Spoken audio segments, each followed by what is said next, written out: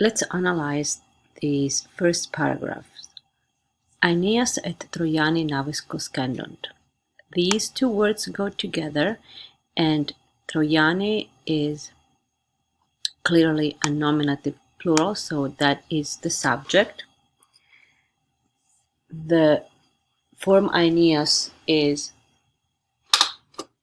an irregular nominative. Then we have a verb which I recognize because of the nt ending. Therefore, navis, which because of the ending in es could be either nominative or accusative, will be the accusative direct object, as we already have Trojani as subject. Then we move on to the second part of the sentence, which goes from ab urbe up to navigant. And I do find this other verb.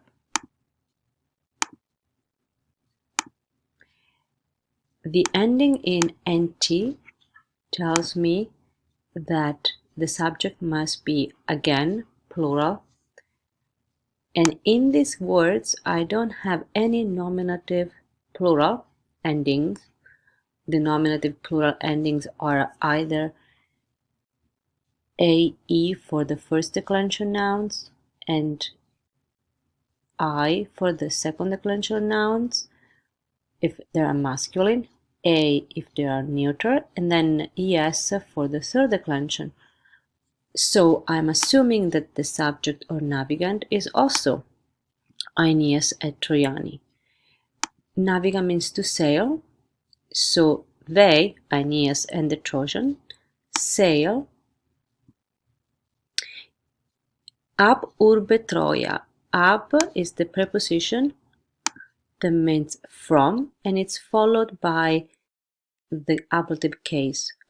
Urbe and Troia are ablatives, therefore I put them together. From the city of Troy. Now, if they sail from the city of Troy, they probably are going somewhere.